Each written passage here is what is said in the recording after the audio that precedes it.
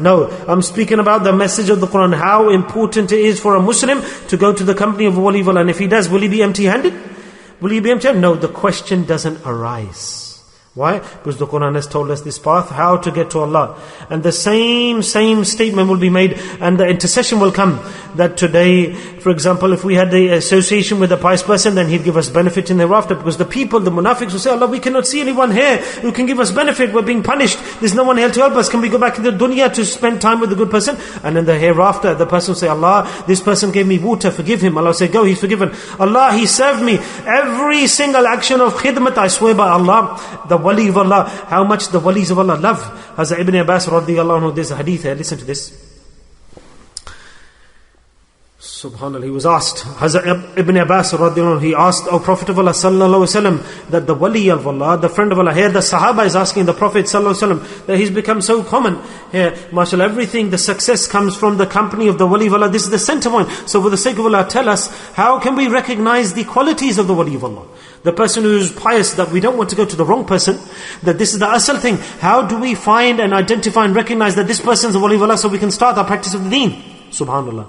So Rasulullah sallallahu alaihi wasallam said, yes. The sign of the wali of Allah, because close to Qiyamah there will be hardship, it will be difficult. People will have imamah and they will have the attire and they will say, I'm a wali of Allah and come to me. But the tariqah, the Prophet ﷺ gave us the guidance how to recognize that when you go to the wali of Allah, you go close to him or to his majlis gathering. First thing is, when you see the wali of Allah, you will remember Allah. Not money and wealth. And how dare you, when you go to the company of the wali of Allah, speak about dunya. You should urinate. That's how bad you should be feeling. You should feel desperate, like a person. You should feel that he's in a severe problem if he's speaking dunya and trying to earn dunya in the company of the wali of Allah. So shaitan, he runs away from that, and we should run away from that as well when we're in the company of the wali of Allah. In every majlis you'll get the nenes of Allah. In every place there's no differentiation. The sheikh will speak the truth. He won't look at who's in front of him. He will speak the haqq and the truth, and he won't see anyone's greater or lower or rich or poor or wealthy or living in poverty. No, the shaykh will speak the haqq, the truth, to all of the students. He will not differentiate. Either that person, if he's a hypocrite, he'll be rejected from the gathering, he cannot stay there. A person who is a student, a munafiq, he'll be rejected. Was the munafiqs at the time of the Prophet ﷺ, they carried on. Eventually Allah said, stop, that's it, end of the game. Take them out of the gathering, tell them, be gone with you. And Rasulullah ﷺ told them that Allah Ta'ala has ordered me. He's revealed that you are the munafiqs, be gone with you. You are free now. You had so many chances, because the true deen, wherever you will find the true gathering of Islam, there cannot be the hypocrisy and the truth mixed in that gathering. No. So let's listen carefully.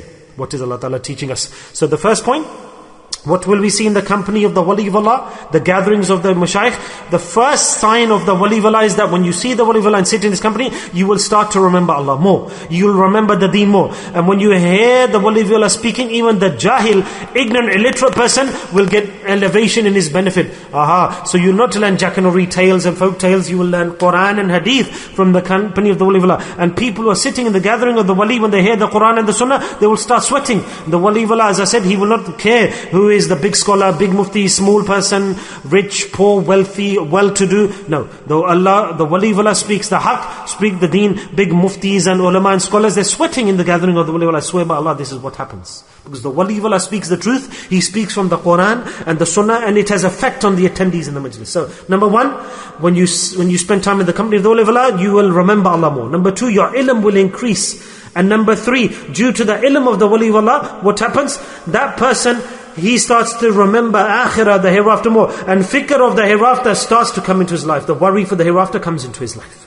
Subhanallah. So what a great point here, that in the dunya, whilst living in the dunya, he starts to immerse himself in the preparation for the hereafter. So these are the three signs in the gathering, in the company of the wali of Allah, the three qualities or conditions that come into a person's life, that rub off onto him.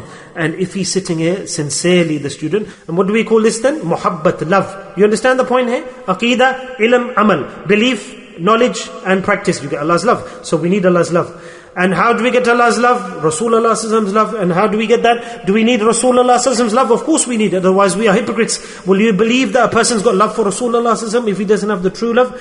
And the third thing is sunnah. We need love for the sunnah. Do we need these things? Total we need. There's nothing, no other reason. So we need Allah's love. And for that we need Rasulullah's love. And for that we need the sunnah's love. Otherwise we are munafiqs. And how do we get the love of the sunnah? Subhanallah. What kind of love do I need to have the love for the sunnah? Allahu Akbar. Total aqeedah, 100% conviction. And certainly so much aqeedah, so much, even if the teachers, you can say jahil, he's not educated, or alim, and this whole world is filled with the walis of Allah, and filled with the scholars as well. MashaAllah, and there are many scholars who are walis, fine. And if somebody comes, he's an alim, he's a scholar, he's a wali of Allah, he's a great wali. But where should you have yaqeedah? Where should you have certainty and conviction and trust? Where you are earning from, where you are attaining Allah's love from, your own shaykh. In other words, for example, there's a store, superstore, 3-4 levels. How much do you need? You need to go to the counter. It's a big superstore. You go to the counter, they give me this medicine. It's a big pharmacy store. And he comes back and says, sorry, we don't have this medicine. Huh? Such a big pharmacy store? 3 or 4 levels? I heard your praises and you have everything, all the products.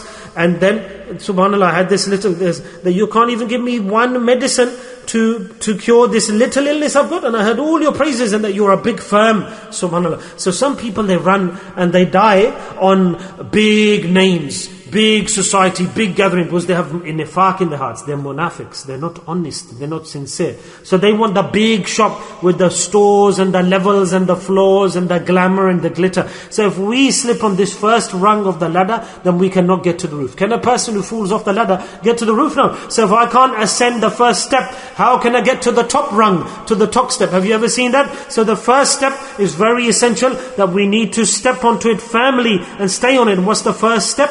The company of the wali of Allah. And this, we need to have solid aqeedah and certainty in our shaykh, in the wali. Just like what? You go to the counter, we say you're a big pharmacy store, and you don't have this one simple medicine, that's the common medicine in the world. Then you leave that store and you go, you see a small shop with no lighting, and a candle lit in the corner, and a man standing there, the pharmacist, he's got about 4 or 5 medicines, and he passes by the shop back and forth outside, and he's looking, shall I go in there? Then the pharmacist says, I've seen you passing by 4 or 5 times, why? You pass by, you look distressed and happy, what's the issue? He said that, I went to the big pharmacy store, this chemist, that chemist, I couldn't get the medicine. He said, you were passing by here, so you've come in. He said, what medicine do you need? Show me the prescription. He said, this is the prescription, you won't have this. He said, show me that. He said, wait a second. He goes to the back, comes back with a bottle here, here's the medicine.